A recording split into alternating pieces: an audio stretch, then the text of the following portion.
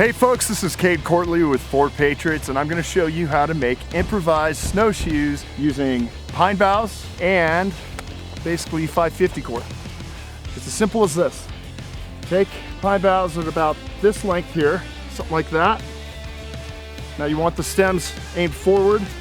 You'll take them and you kind of crisscross them a little bit, maybe about a 30-degree angle.